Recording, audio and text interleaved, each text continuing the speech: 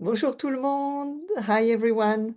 This is a great pleasure for me to welcome you to this webinar. I'm Anne-Claire Pache. I'm a professor at ESSEC focusing on social innovation, but I'm also the Associate Dean for Strategy and Sustainability at the school level.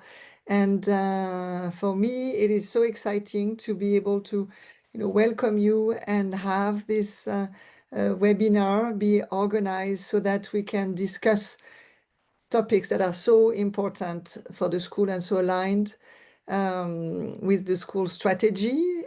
ESSEC has recently issued a new strategic plan called Transcend that has, among other things, highlighted the importance for the school to invest on 4 strategic themes that are very transversal and that are at the intersection of the school's expertise and the major needs of society. These 4 themes are entrepreneurship and innovation, artificial intelligence, sustainability, and geopolitics and business. And obviously, the seminar that brings us together this morning is at this core intersection between geopolitics and business and sustainability. This intersection is crucial for almost all companies, whether it is to anticipate major risks or identify important opportunities for business development and business plans.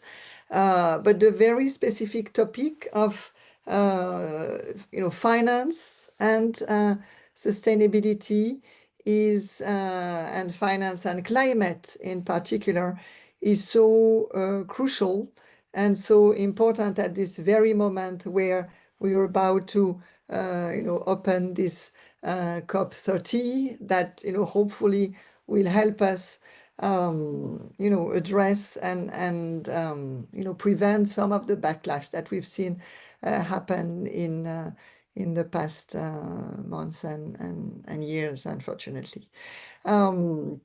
And so I'm very thankful to both Thomas, Aurélien, and Sedomir for having organized this webinar. I'm very thankful for the speakers who accepted to join us this morning. And without further ado, I will leave the floor to Aurélien to tell us more about what is it exactly that we're going to be discussing this morning. Thank you again all for being with us this morning, and I hope you'll enjoy a very fruitful and lively conversation. Thank you very much, Anne-Claire.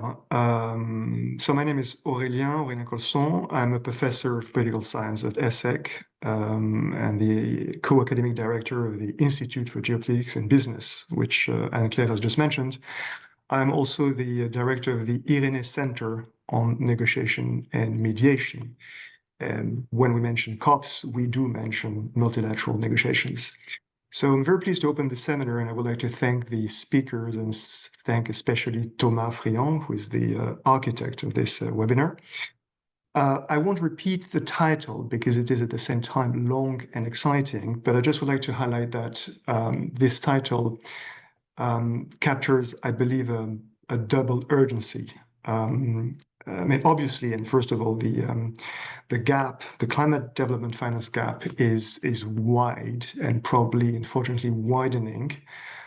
Emerging and developing economies represent the bulk of emission growth, and yet they receive only a fraction of the financing they would probably need to pursue low carbon development and adapt to the accelerating climate risks. So we need financial architectures, instruments, partnerships, and basically more efforts.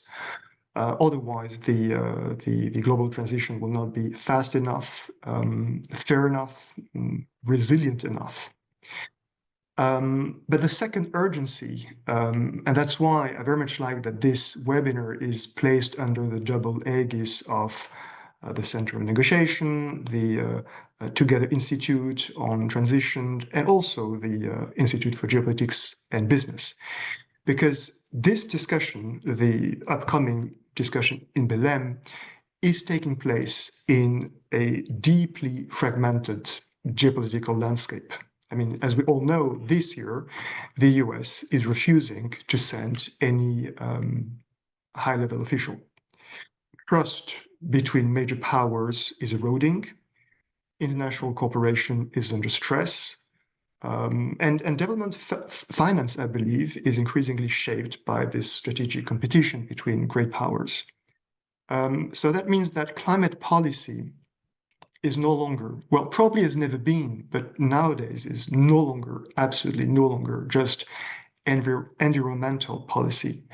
It is obviously industrial policy, it is development policy, but it is also increasingly foreign policy. Because this transition, and the transition is reshaping energy security, trade regimes, critical mineral supply chains, tech alliances. And that is why this climate development finance gap is certainly not merely a technical problem. I very much believe it is also a test of the international system itself. So let's keep this dual perspective in mind, the absolute urgency of climate action and the reality of geopolitical rivalry. And probably bridging the finance gap requires that we navigate both. Belém is about articulating pathways that are at the same time politically feasible, financially credible, and probably also geopolitically aware. Now, my last word will be about COPs themselves as a process. They are the only forum where the whole world gathers to talk and negotiate about climate. And we all know that because they are consensus-based, they can seem slow and unsatisfactory in their outcomes. But honestly speaking, they have been the engines of surprisingly, you could say, surprising progress over the years. We know that they are the only place where even the smallest, most vulnerable countries have their seat around the table, just as petrostates have their seat. So COPs, even though they might be slow and with all possible shortcomings, they are the least worst process we have. So thank you very much for being here. And I'm not a specialist of finance, but I very much look forward to our discussions. So thanks again. And I pass on the floor to Thomas. Thank you so much, Aurélien, for this general introduction that records us of the very need to intersect climate, development finance, and geopolitical analysis. Thank you, Anne-Claire, for opening the webinar as we put it in the context of the broader picture that what ESSEC does at the crossroads of sustainability and geopolitics. And I'm very delighted to moderate this conversation, introducing brilliant speakers around the table. I'll start with you, Helena. You are the head of sustainable and responsible investing at La Banque Postale Asset Management. Thank you so much for joining us, especially as an ESSEC alumna. We are delighted to have you. We are also very pleased to host Guillaume POTTIER, who is the Program Director for Climate and Development Finance at I4CE, the Institute for Climate Economics. Thank you so much, Guillaume, for being with us, bringing us also to good old memories at the French Foreign Affairs where we operated together. And I'm also very enthusiastic to welcome Guillaume LAFORTUNE, who is the Vice President of the United Nations Sustainable Development Solutions Network, a long-time ally to keep fostering the 2030 agenda of the UN and the implementation of the Sustainable Development Goals. Thank you so much to the three of you. And letting know our audience that we will have a first round of moderated questions that I'll go through with our speakers, and we will have a time to have Q&As from the audience. So I'm starting calling for questions to be asked. Feel free to put them in the chat, and we will try to cover as much of questions as possible in the Q&A time. To get into this topic, we have to have in mind that the COP30 is a landmark moment in the diplomatic history of climate action that is both a 10-year anniversary of the Paris Agreement for climate, the Paris Climate Agreement that set the general diplomatic stage to move faster towards the climate, the fight on climate disruptions, both from a mitigation and from an adaptation point of view. And as we mark the 10th anniversary of the Paris Climate Agreement, it is also time for the COP20, for the COP30, to have in mind that this very specific conference is all about bringing up enhanced national determined contributions to accelerate and foster bolder climate action in a context that Aurélien just recalled, that the US just left for the second time the Paris Climate Agreement. For some of the diplomatic participants to the COP, it's a good news because then the US will not hamper further negotiations. On the other hand, it's one of the biggest, if not the biggest, emitter of greenhouse gas emissions that has left climate action most important forum. So we will start having this context in mind, and I'm turning to Guillaume for the first question of this. I'm sorry for this. My screen is being slammed. For Guillaume LaFortune, for the first question we wanted to cover is that at the very heart of these negotiations is one mechanism that needs to be unfolded, the so-called new collective quantitative goal, which is all about climate finance and development finance. And Guillaume, we would like you to explain us what are the negotiations about the so-called NCQG? If you could start with this question. Yeah, well, thank you so much, Thomas. Merci beaucoup, Thomas, et à l'ESSEC d'organiser cette conférence aujourd'hui. Perhaps staying on France for 1 second, it's interesting to see this morning in one of the lead newspaper in France, Le Monde, that opens, of course, with the opening of COP30, but on the same landing page, you also have some news around Elon Musk getting approval from your shareholders for a $1 trillion paycheck, which is basically more or less this $1 trillion, one of the goals of that was agreed as part of this new collective quantified goal on climate finance. I think this was your question, Thomas. So at last COP, there was this idea with this new NCQG to deliver at least 300 billion, and with the aspiration of getting to 1.3 trillion USD per year devoted to climate finance. This NCQG is primarily focused on climate mitigation and adaptation. It's important to also keep in mind the loss and damage aspect. So when we talk about climate finance, in my mind, there's three main blocks here. There's the climate mitigation, adaptation, and loss and damages. We see more and more the consequences that climate change has on some of the poorest and most vulnerable countries in the world. We just saw what happened in Jamaica, for instance. There was indeed an L&D fund that was agreed at COP28, around 800 million USD. The needs in reality on loss and damages are in the billions, so 150 to 300 billion per year in theory. And so around one of the major priorities for this COP30 is indeed to implement this Baku to Belém roadmap to 1.3 trillion USD.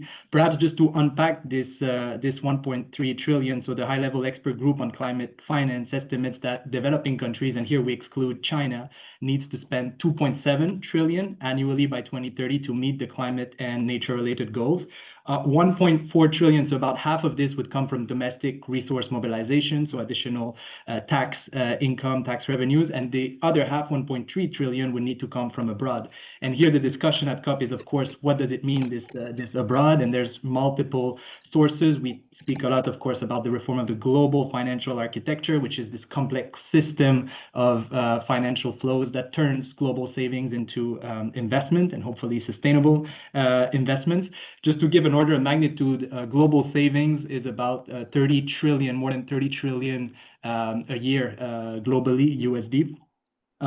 So the financing gap for climate investment is a fraction of what's available globally. And so there's, of course, the bilateral finance, the MDB, the multilateral development bank, scaling up financing from MDBs, the question of carbon pricing, of course, mobilizing private sector finance. There's lots of discussions around solidarity levies, global levies on aviation, shipping, financial transactions. I think this will be a big topic, of course, at COP. New funds that will likely be created. So there's this new Tropical Forest Forever Facility, TFFF, and the SDSN delegation at COP has been working closely with Brazil on this new TFFF. To go back to those global solidarity levies, just to give an order of magnitude, the IMF estimates that a carbon tax on international transportation emissions could bring 200 billion per year. So that's on shipping and aviation. So the amounts that global solidarity levies can bring to the table can be quite significant. Since we are here talking with a business school, I just want to also commend a recent report which was done by Systemic, because this is not only about a cost, but it's also about an investment opportunity. And Systemic has documented the economic opportunities of investing into resilience, which is the result of adaptation. And so that could create 280 million of jobs in emerging markets by 2035, boost GDP and unlock a $1 trillion market opportunity. So there are costs, but there's also investment opportunities here. So to sum up, and I'll end here, Thomas, I think this COP should build on the momentum that was created at CEVI with the CEVI commitment, which was agreed in June on financing for development, including, of course, scaling up MDB and PDB as well, Public Development Bank financing. And here the Agence Française de Développement is, of course, a pioneer here with its financing in common coalition. I think another important aspect of the CEVI commitment was this idea of reforming credit risk rating systems. This logic of focusing on short-term liquidity crisis, in my mind, should be rethought. And we should think also about the opportunities of investing into sustainable development and the returns from this. The global levies, in my mind, is a very critical topic. And here again, the Global Solidarity Task Force at the European Climate Foundation has done phenomenal work in moving us towards possible outcomes on global solidarity levies on shipping, aviation, historical emissions, financial transactions.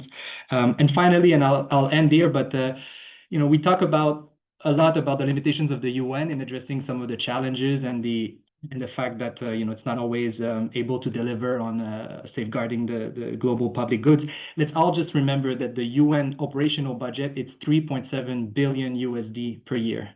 This is the operational budget. The city of Paris, I believe the operational budget annual is about 9 billion USD per year. The city of New York, it's about 115 billion USD a year. So to me, there's a real question moving forward whether since we seem to be having a number of global challenges, the global public goods that needs to be safeguarded, whether it's not time to think about the UN having its own revenues, and perhaps those global levies could be one of the sources for financing the UN adequately in the coming years and decades. And I'll stop here. Thank you, Thomas.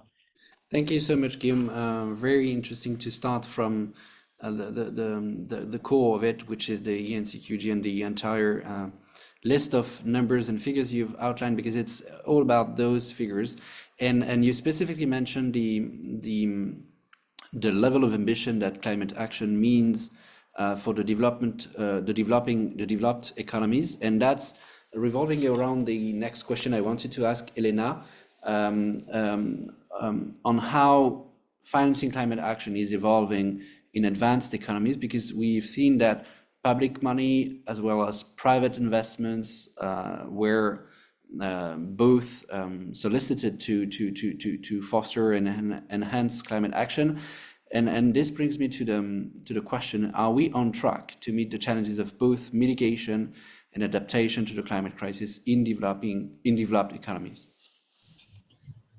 Thank you for the invite. I think what I want to first share is a definition of climate finance in a broader way, which is a definition provided by the Glasgow Financial Alliance for Net Zero, so a private sector initiative. And that definition is that private finance and climate finance are basically all types of insurance, banking, financial products that are needed to help ensure the conversion and transition of the real economy. And that those rely on 4 types of financing. The first one is really the financing of green assets, solution assets, such as renewable energy or battery storage. And those in Europe can be identified by using a mechanism which is called the taxonomy, which is very helpful to investors to help identify those assets. But it also covers what we see as more of a transitional finance, and that means financing companies, financing projects, financing infrastructures that are shifting their business models to decarbonize their activities. And last, we are also aiming to finance assets, brown assets that need to be shut down progressively. So, for instance, those would be power utilities that must be closed because they rely heavily on coal to operate, and they must be either closed or repurposed into other types of less emitting technologies. And this climate finance has been growing in the past years, taking different forms, whether it be in terms of loans, in terms of equity investing, in terms of the debt markets. But however, we're still very far from the target. So there has been a recent estimation provided by McKinsey and updated by a consortium which is called the Climate Bond Initiative, which estimated that in 10 years, climate investment must be multiplied by 5. And that's the green bond market is going probably to represent about 20% of that feature, which means that really the step in terms of green investment and in terms of green investment market share is still very, very high. And so what are the key drivers to ensure that this green investment is really picking up? Part of that is the appetite of end investors. And here we have 2 levels of end investors. The first one is institutional investors. So those are the pension funds, the insurers, the sovereign funds, and the other are the retail investors. So what is happening with these institutional investors is that what we've seen is a very strong progress in terms of sensitivities to climate and climate action in the past 10 years.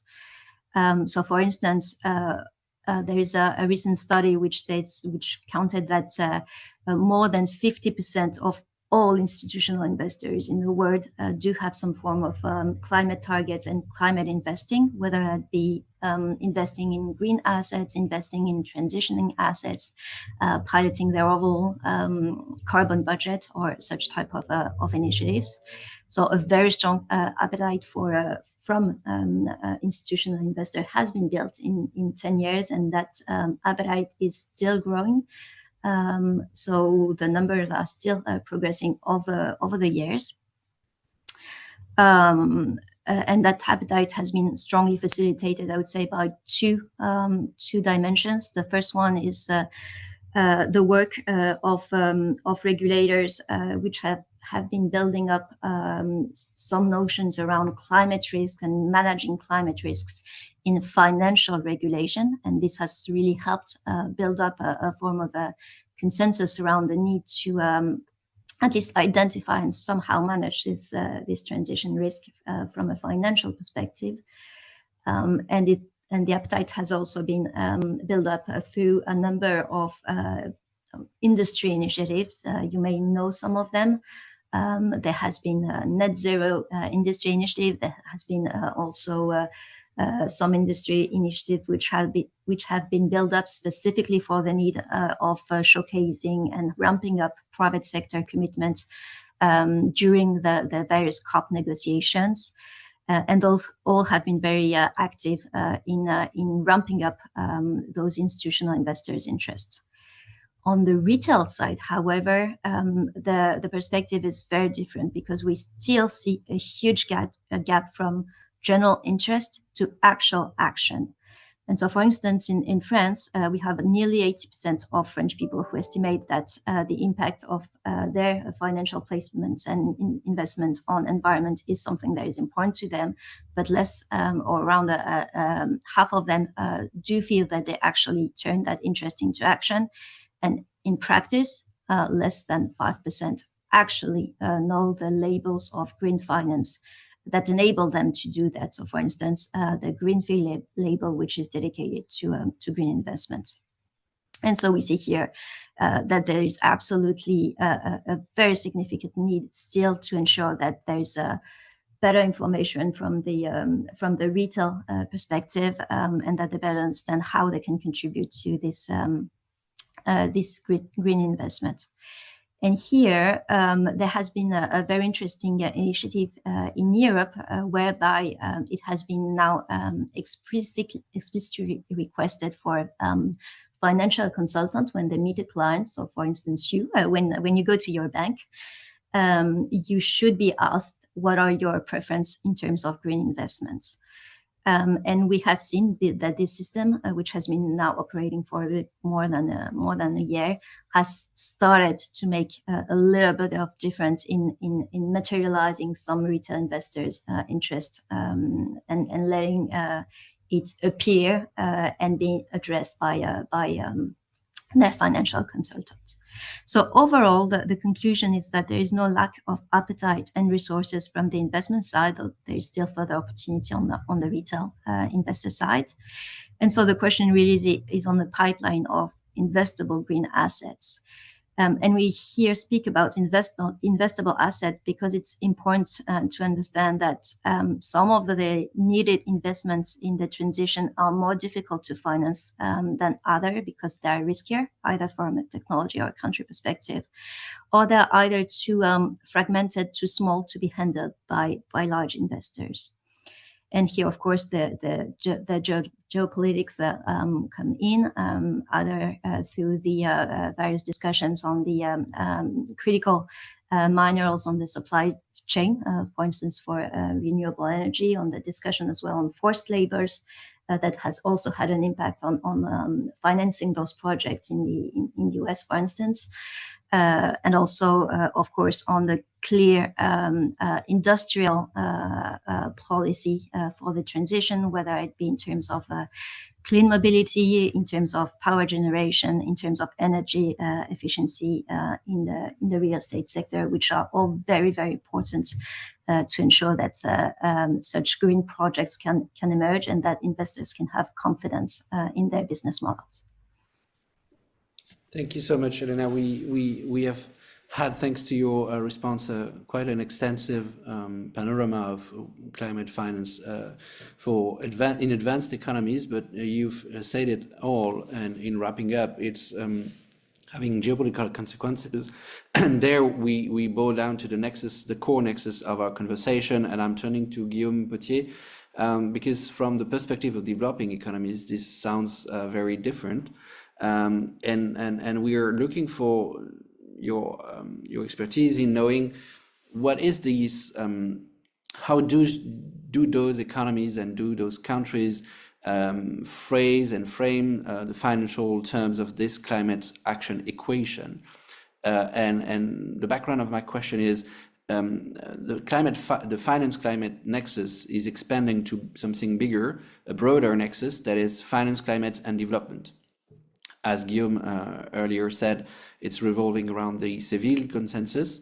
And we would like you to let us know how do developing economies and emerging countries do also approach the NCQG negotiations at COP30.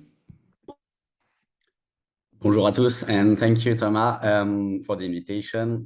So if I wanted to be provocative, I would say that the NCQG is only an important question 2 weeks per year between a very narrow group of negotiators and climate finance experts. The rest of the year, and for the rest of the people, those headline commitments, top-down figures are not really the point.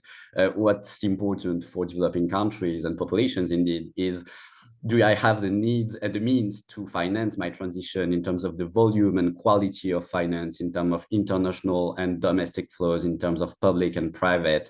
And is it enough and qualitative enough to finance my transition and my adaptation to climate change?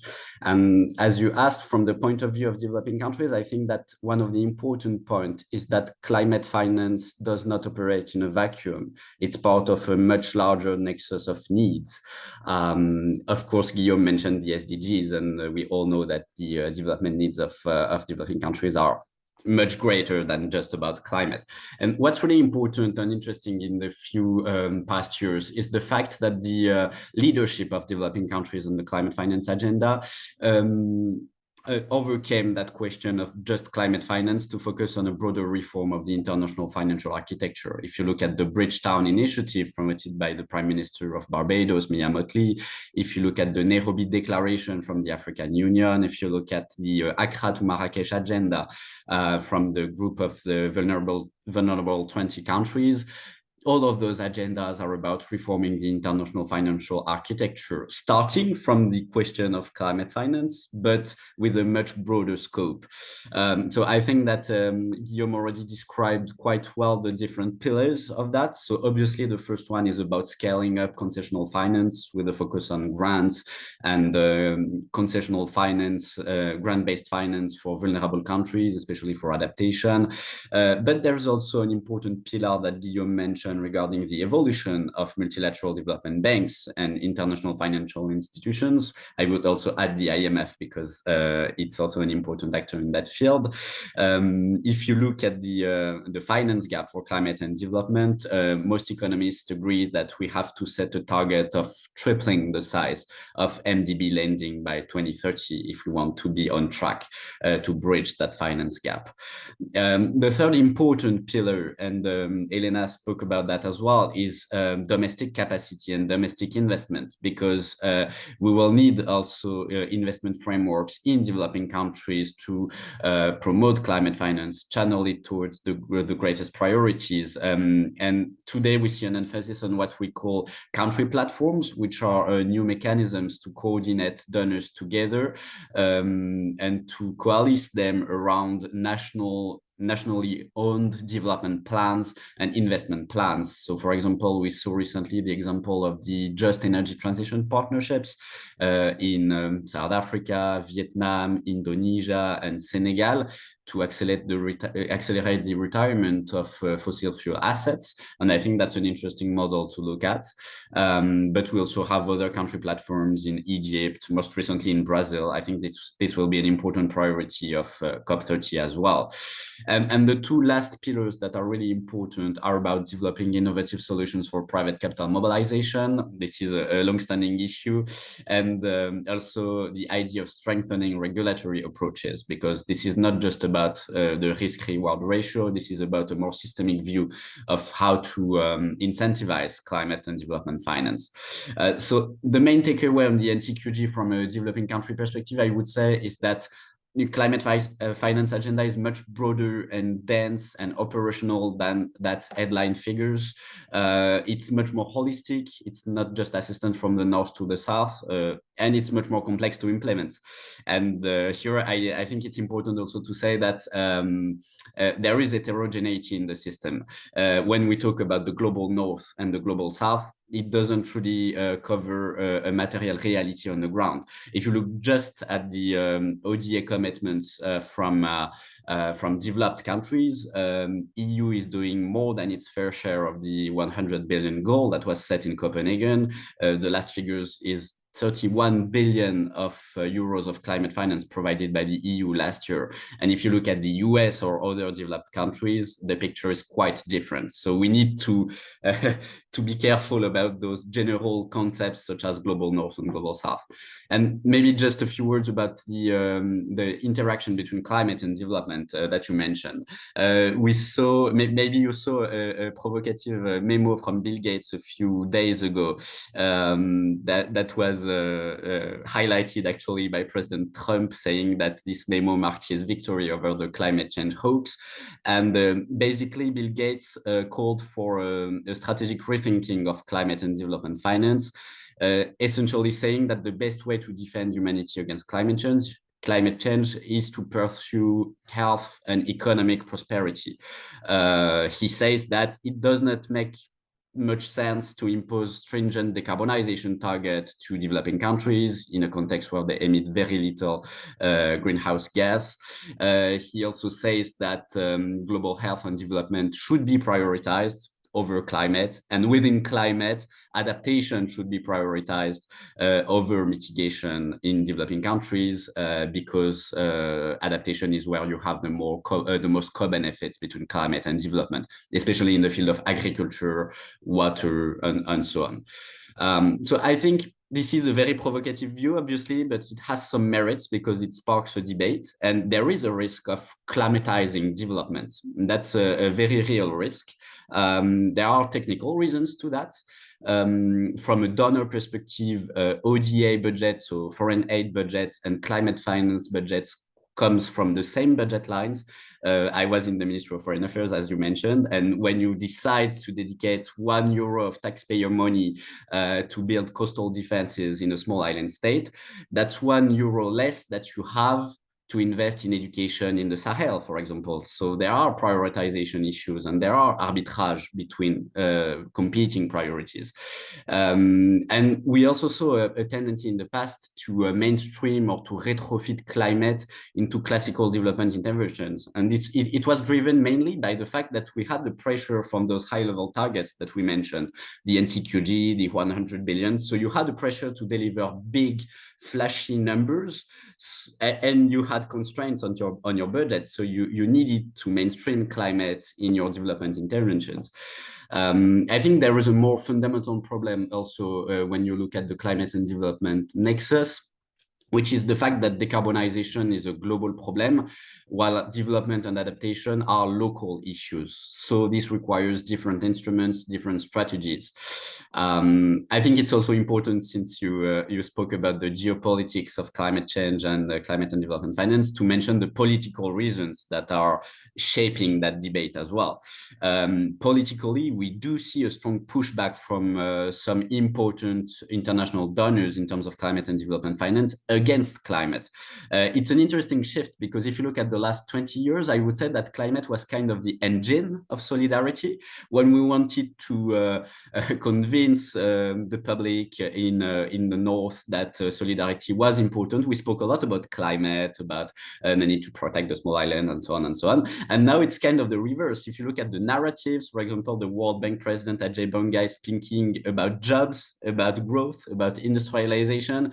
He does not mention climate anymore in his strategy and narrative, I would say, because he knows that unfortunately some of the donors strongly push against this kind of narrative. And we also see, in a sense, a sort of pushback from developing countries against that climate and development narrative, sometimes going as far as speaking about green colonialism. And if you look at some of the facts, actually, there is a reality to that as well. We have about 600 million of people lacking access to electricity in Africa. The average kitchen appliance that you have in your kitchen, like your coffee machine or your fridge, requires more energy than what's available to a typical African household for a year. And just doing back of the envelope calculations, if you were to bridge that 600 million gap in terms of access to energy in Africa, just relying on fossil fuels, so tripling the consumption of fossil fuels in Africa, it would produce about 0.5% increase in global CO2 emissions. So there is an issue and a tension between development, which is intensive in terms of energy consumption, and the fight against climate change. So I've been a bit provocative, and I want to conclude on what could be a solution to reconcile those two important issues that are climate and development. I think the idea is not to oppose climate and development. It would be a very important setback, and we should fight that very intensely. What's important is to differentiate instruments and flows according to different objectives and targets. This is a well-known rule in political economy called the Tinbergen rule. When you have a public policy with several objectives, you need at least as many instruments as objectives that you have. So you need different instruments to achieve different targets. One important thing is to be ruthless about the prioritization of the most impactful interventions, especially when you're dealing with the most scarce highly concessional resources, such as grants, such as ODA, such as solidarity levies that Guillaume mentioned, or even philanthropic money. These very scarce resources should go to the poorest countries, should always have co-benefits for development when you're doing climate finance, and should focus on adaptation and loss and damage instead of decarbonization. And finally, one interesting solution and perspective would be to move away from a very top-down approach centered on high-level commitments and to go back to a bottom-up approach centered on actual access to climate and development finance in developing countries. So helping countries develop NDCs, LTS, investment plans for their transition, and so on. And I think that we are in a period where we need to move past the billions to trillions narrative. And I would reverse the motto and the slogan and say that we need to move from high-level headline billions back to effective millions on the ground. And I think that's the way to bridge the potential tension between climate and development. Thank you so much, Guillaume. We always do appreciate your critical mind and solution-oriented discourse. You mentioned in many aspects ODA that has a specific role to play in that space. And I'd like to, on this topic, to turn back to Guillaume LAFORTUNE, because we have seen ODA, so public development aid, falling by 7% from 2024 to 2025, which revolves around the US decisions in particular, but that's a bigger issue. And I'd like to know your opinion on the impact this shift, which is a rupture, a disruption in the trend, in the global trend on ODA, what impact it has on the energy transition of developing economies. And specifically, I'd like to know if this, if the very idea of a low carbon development, which is what is at stake in Guillaume's statement, is the idea of a low carbon development being undermined by the backlash against both ODA and climate finance? Yeah, great question, Thomas. And let me pick up where Guillaume Pottier left, or what Guillaume Pottier mentioned on the Bill Gates memo. And again, notwithstanding everything that Bill Gates has done, of course, for climate action globally, I agree that this memo was, in my mind, a little bit strange. I think you can ignore the risk and the consequences of climate change until you're hit by a flood or a typhoon, and then you have misery and poverty. So I think, again, the framework of sustainable development, of the paradigm or sustainable development, and the need to address not climate and social aspects together remains very relevant. And this was, of course, the framework of the discussion in Seville last June. On ODA specifically, I mean, I think basically to give you a short answer, I think it's the end of official development assistance as we knew it since the 1970s. ODA was, in our minds at SDSN anyways, ODA was one part of the bigger discussions around how to reform the global financial architecture, and we should think about all those other flows, public and private, that can be mobilized to advance sustainable development. Again, I mentioned it again, we have 100 trillion, more than 100 trillion USD world economy and a 30 trillion USD in global savings a year. The SDG financing gap is estimated by the UN at about 4 trillion USD a year. So none of this is impossible, but it's about aligning global financial flows to sustainable development. And the reason why we keep, I mean, it was mentioned also by Guillaume Pottier talking about the multilateral development banks, is just that basically these MDBs, whether it's the Asian Development Bank, the Inter-American Development Bank, and others, have better credit ratings than their individual member countries. So by coming together, you manage to borrow at lower rates and over longer maturities.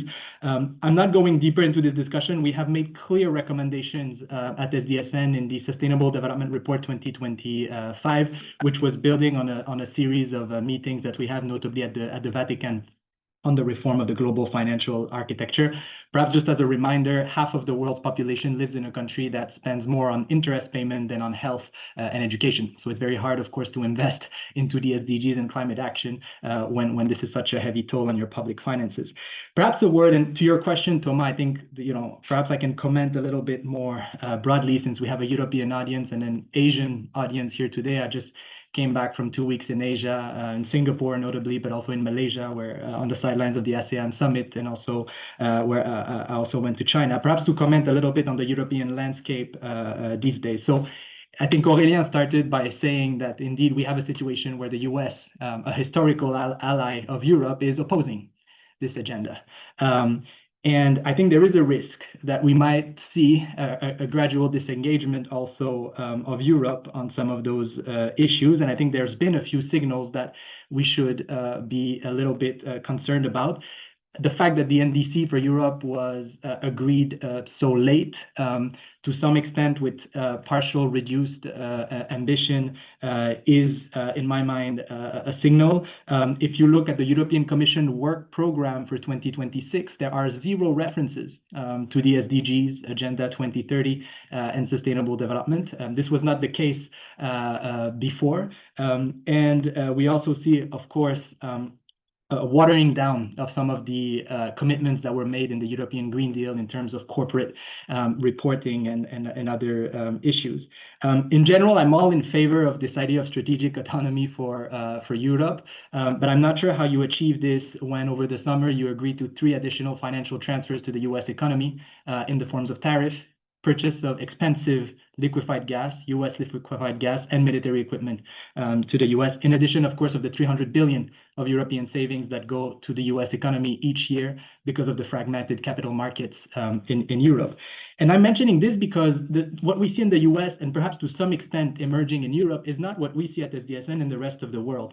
As a reminder, 190 countries presented so-called voluntary national review, presenting their action plans on sustainable development at the UN. China, of course, has announced its NDC in September and is focusing on absolute levels and on all greenhouse gases. And we see also, if you listen to some of the speeches yesterday, clear opposition to what the US is doing. Lula spoke about the fact that we don't need an emperor. But if you listen also to the speech by Petro yesterday, there's a very clear signal that the international community should fight against this attitude of the US that considers that climate change is a hoax. And so my hope for Europe, and of course there's the discussion right now about the multi-annual financial framework that is the long-term budget for Europe that will take us well into the next decade, is that those issues around climate and sustainable development remain at the heart of what Europe is thinking. There's a wonderful project, the Global Gateway Initiative. I would hope that this can form the basis for cooperation across the Eurasian continent. I was just in China, where we discussed the Belt and Road Initiative, which is the equivalent on the Chinese side. Again, I just hope that Europe will not miss not only the digital transformation, but also what the rest of the world is working on, which is climate and sustainable development solutions. I'll just close with a few words about just looking ahead at the timeline that is coming up. So, of course, we have a COP30, which is extremely important. And as I said, it should build on a momentum of Seville. We have, at the same time, pretty much the G20 summit in South Africa also. These are very important because as the 1st of January 2026, the US is taking the G20 presidency. And although I think we can expect sometimes surprises from the US administration these days, I doubt that climate and sustainable development will be at the heart of the G20 discussions in the coming months. And so, considering that France is taking over the G7 in January, I would hope that France can spearhead a major diplomatic initiative where the G7 will also be involving some of the emerging countries and perhaps Brazil, China, and cover some of those topics that might not be well covered as part of the G20. 2026, there's obviously a very important elections. A new UN Secretary General will arrive. And then 2027 will be the next summit on the SDGs at heads of state level, the SDG summit. And this will be a critical moment, not only to review progress made on this agenda, but also to define an ambitious post-2030 agenda. And here again, I would hope that the EU can come up with a strong declaration, perhaps a second voluntary review, but that the EU can take a very strong position on the need to maintain the sustainable development paradigm beyond 2030. And then, of course, between 2027 and 2030, the formal negotiations will take place. So I think I'm going to stop here. As mentioned, Thomas, I might need to leave to another meeting in a few minutes. But again, thank you for the invitation today, and congratulations again to ESSEC for organizing the event. Thank you so much, Guillaume, for fast forwarding us to the next very important steps you just outlined. The last one is the SDG review, which is very important. And sad news here is that we're way far from being on track. But you also picked up very important topics such as the US backlash on climate action that is now hampering or degrading climate action. It's not only an issue that happened on ODA as we reverted to USAID cuts, but it's a bigger problem that also affects low carbon developments or decarbonization in advanced economies. And here I'm turning back again to Helena in knowing how this US backlash has had an impact on the climate finance in a so-called global north. And I do appreciate that Guillaume warned us on the very need to not use such broad concepts. But more specifically, I'd like you, Helena, to let us know on how asset managers are trying to stay on due course to achieve climate action amidst this global growing geopolitical uncertainty. So I would very much agree that there is a need to introduce a bit of nuance when we spoke about the North, because we do see a very clear gap that is now widening in terms of the Atlantic Ocean and the gap between US investors and European investors. What we do see today is that globally there is still a very strong commitment, again, from the institutional investors in Europe. A large majority of the around 80 membership-based net zero asset owner alliance has defined, for instance, some Paris-aligned decarbonization targets for the entire portfolios, and are currently succeeding in meeting those targets while investing a bit more than 6% of their global AUM directly into climate solutions. In France, we do see that we still have a bit more than 60% of French asset managers having a formal climate finance target built into their own strategy. But we know that those numbers are less significant in other areas of the world, and that there is a very strong regional discrepancy that is building up, notably today between global investors and US-based investors and the rest of the world. And that divide is of course notably linked to the very intense political pressure that is building up on investors from the Republicans in the US that are targeting investors through a number of political tools or regulations for their climate action. Arguing that investors' climate action can be something that is negative in terms of their financial duty, which we call for fiduciary duty, that they also are infringing financial law because they are talking to each other to coordinate on climate action, or they are simply a threat to a local US employment because they are trying to decarbonize the economy. And so we see that some of these very large US-based or global investors have basically no other choice than watering down their commitments and withdrawing at least from public commitments, which is of course a very hard situation. Some of those players being very large in terms of capacities to change some of the trillions and reshift some of the trillions. But it's also a little bit of an opportunity because it also signals which are the players that do operate in a political field and a regulatory field that actually enables them to deploy their climate commitments. And so it's also bringing up a bit more transparency in the markets in terms of climate action. I think what I want to mention also is that the progress, which is still positive in Europe, is underpinned by a regulatory financial architecture, which covered various pieces such as mandatory corporate disclosure, mandatory investor disclosure, very strong rules on green definitions, and emerging rules on greenwashing. And while a lot of progress has been made in the field, in Europe importantly, but also in emerging markets through a form of regulatory technical diplomacy, we also here see that geopolitics and also internal politics are having an impact as well on the Occident. In the US, we have the SEC walking back on its own disclosure framework for corporates and investors.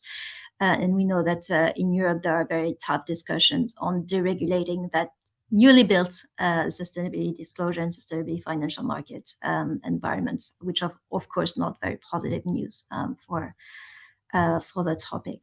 And last, while we have been mostly discussing the topic of the need to build up and how to build up green finance, it's, I think, also important to mention that there is a very important discussions which we haven't talked about today still, which is the need to reduce investments that contribute to lock in the economy into high emissive assets.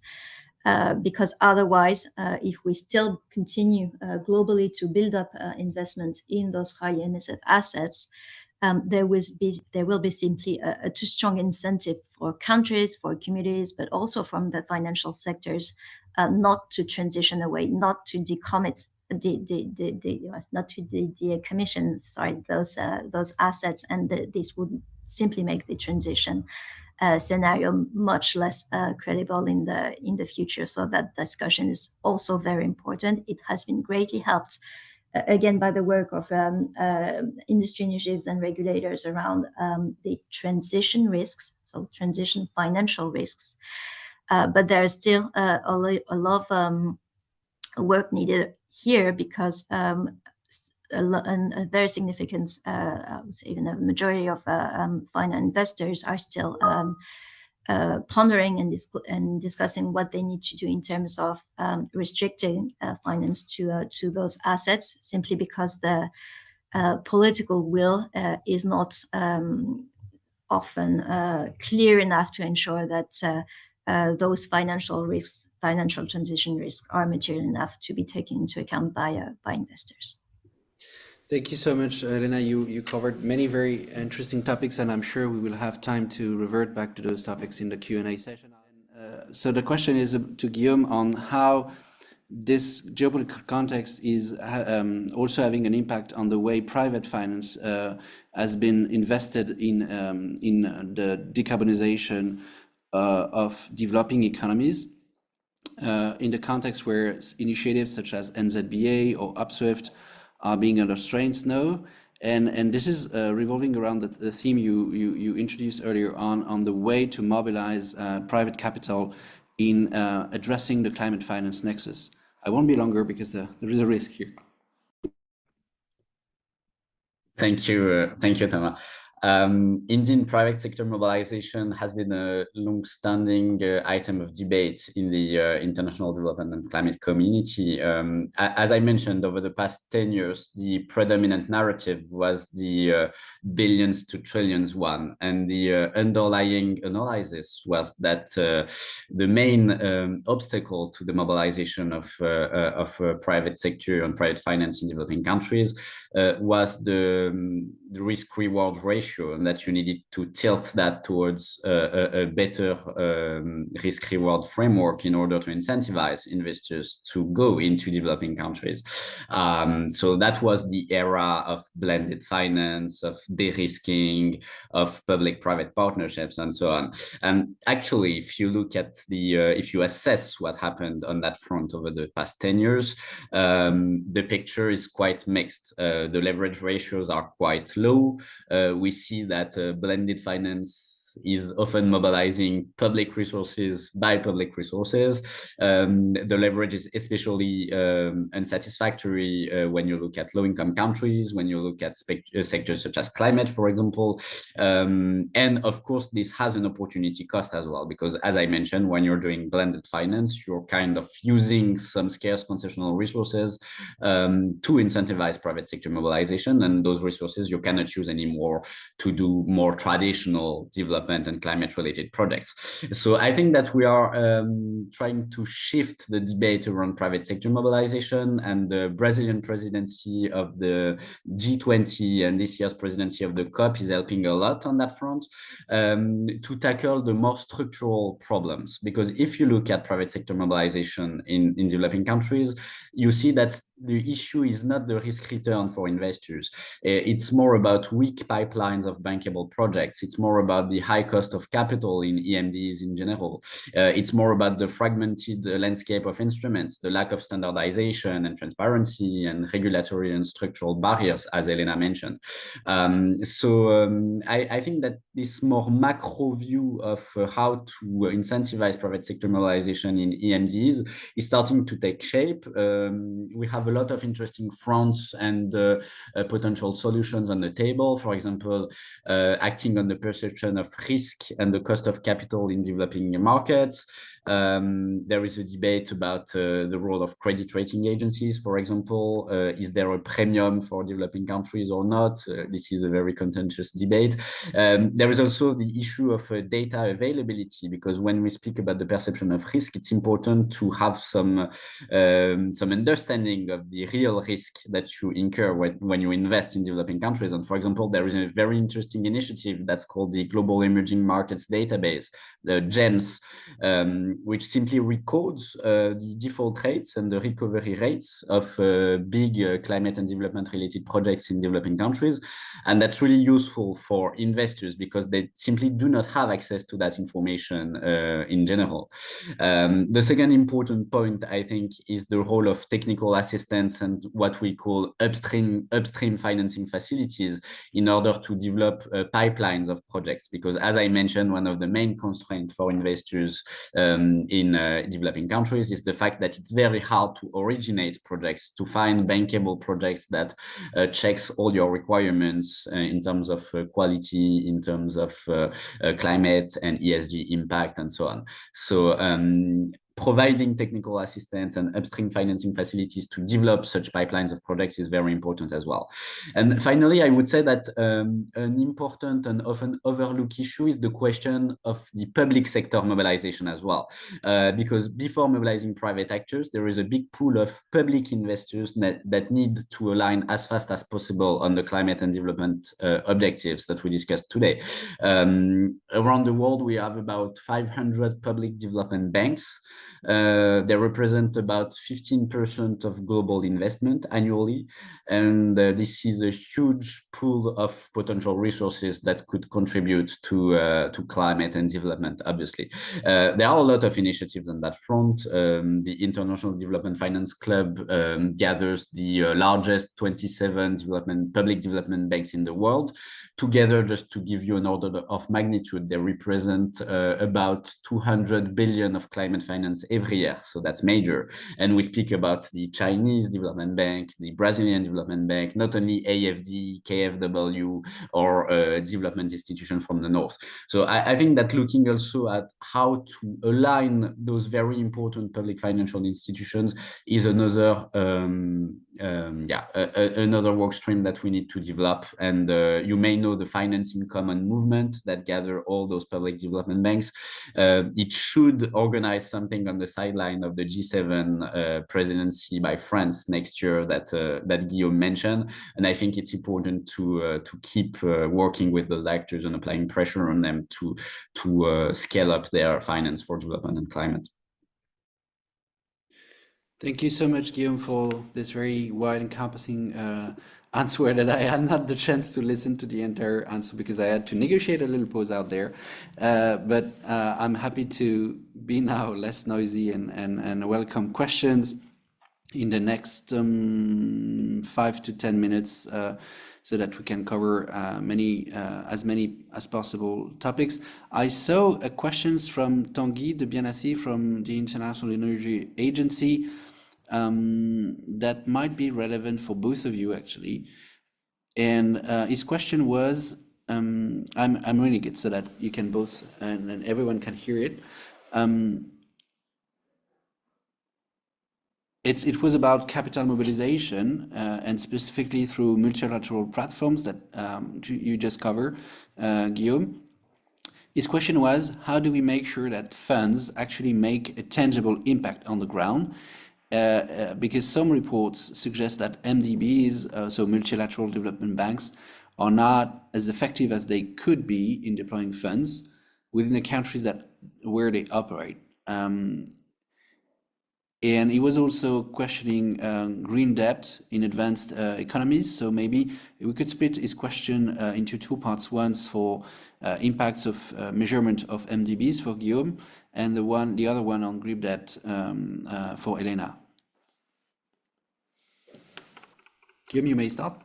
Okay, perfect. Thank you for the interesting question. Indeed, the question of the effectiveness and the evolution of MDBs is very important. We have a big G20-driven agenda calling for better, bigger, and more effective multilateral development banks. But this focuses a lot on the financial and operational efficiency aspects of the evolution. So this is about lowering the equity to loan ratio in order to unlock more lending capacity. This is about shortening the time spent on developing projects and dispersing them in beneficiary countries and so on. And there is indeed a need to focus more on the impact and the measurement of that impact on the ground. And you mentioned country platforms and the coordination mechanisms, and I think that one of the important way of putting pressure, productive pressure, I would say, on MDBs on that front of impact would be to shift the balance of power between the recipient and the provider of development and climate finance. And if you look at some successful examples, for example, China, but also Rwanda, and recently South Africa, what worked is the fact that so-called recipient countries had very clear frameworks and expectations vis-a-vis outside donors, international donors, MDBs, bilateral, and so on. They tried to steer their investment towards their own priorities, using their own measurement frameworks to the benefit of their own public policies in terms of decarbonization or development or the creation of jobs. So I think this is also a responsibility from the recipient country to take back the power from the donors and to ensure that international flows are at the service of their own agendas and not just pursuing policies and strategies that are defined in Washington, in Paris, or in London.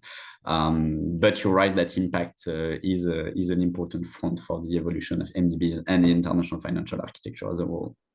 Thank you so much, Guillaume. And Helena, you could take the other part of the question.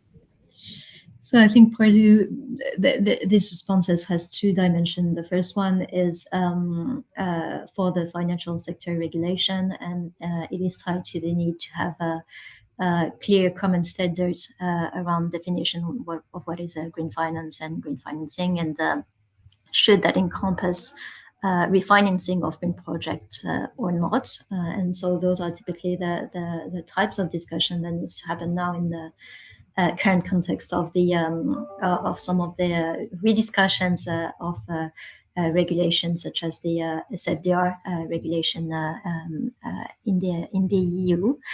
But the more significant question, I think, is again that of the progresses made in terms of simply having more greenfield projects emerging in Europe, and that part is really linked to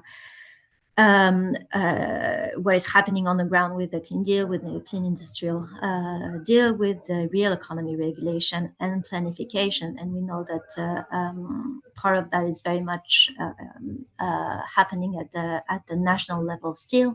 For instance, in France, there has been some delays with renewable projects that are linked to delays or uncertainty that are not linked to the political instability and the lack still of energy planification